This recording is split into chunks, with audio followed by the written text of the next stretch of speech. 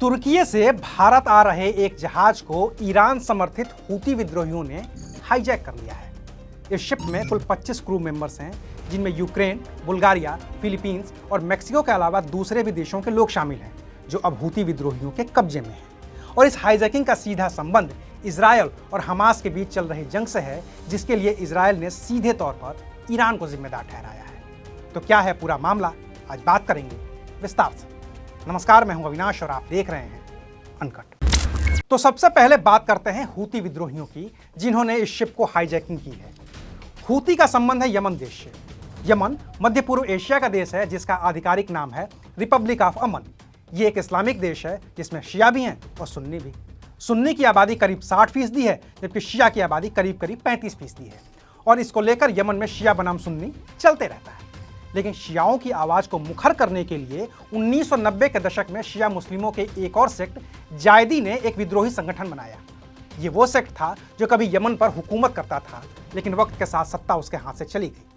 तो इसी सत्ता को वापस पाने के लिए 1990 के दशक में हुसैन बदरुद्दीन अली हूती ने एक विद्रोही संगठन बनाया, जिसका मकसद यमन में सुन्नी बहुल शासन की मुखालफत करना था। इसकी शुरुआत हुई यमन के तत्कालीन राष्ट्रपति अली अब्दुल्ला सालेह के नेतृत्व के खिलाफ, और फिर तो इस संगठन ने यमन सरकार के खिलाफ लगातार लड़ाइयां छेड़ दी। लेकिन साल 2004 में अब्दुल्ला सालेह सरकार के खिलाफ हुई जंग में यमन की सेना ने बदरुद्दीन अल हूती को मार गिराया। हालांकि 10 साल के अंदर अंदर यह संगठन इतना मजबूत हो गया कि इसने साल 2014 में यमन की राजधानी सना पर कब्जा कर लिया, और तब से यमन के बड़े हिस्से पर हूती विद्रोहियों का ही कब्जा है। अब चूंकि हूती शिया मुस्लिम हैं, तो जाहिर है कि उनका झुकाव या कहिए कि लगाव ईरान से भी है।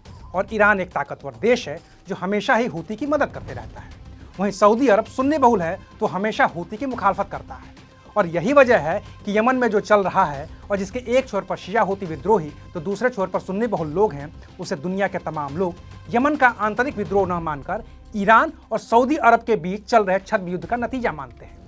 तो इन्हीं हूती विद्रोहियों ने तुर्की से भारत आ रहे एक कार्गो शिप को यमन के पास लाल सागर में हाईजैक कर लिया है। इस जहाज का नाम है गैलेक्सी लीडर, जिस पर हेलीकॉप्टर के जरिए हूती विद्रोही उतरे और उसे हाईजैक कर यमन के बॉर्डर में लेकर चले गए। इन हूती विद्रोहियों को यह लग रहा था कि गैलेक्सी लीडर कार्गो शिप का संबंध इजरायल से है, जिसने हमास के खिलाफ जंग छेड़ रखी है। अब चूंकि हमास भी शिया संगठन है, तो उसे समर्थन देने के लिए हूती विद्रोहियों ने इजरायल के खिलाफ जंग छेड़ रखी है और ऐलान किया है कि लाल सागर से गुजरने वाले इजरायली जहाजों को हूती निशाना बनाते रहेंगे। लेकिन इजरायली सेना ने एक बयान जारी कर यह साफ कर दिया है कि गैलेक्सी लीडर कार्गो शिप का इजरायल से कोई लेना देना नहीं है। डेली मेल की एक रिपोर्ट बताती है कि गैलेक्सी लीडर पर बहामास का झंडा लगा हुआ है।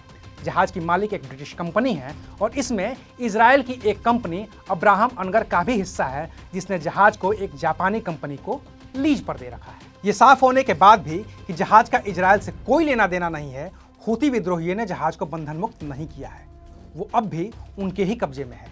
इसे लेकर इजरायल ने बयान भी जारी किया है और कहा है कि यह हाईजैकिंग ईरान के इशारे पर हुई है, जो एक आतंकवादी कृत्य है और अंतर्राष्ट्रीय कानूनों का सीधा सीधा उल्लंघन है।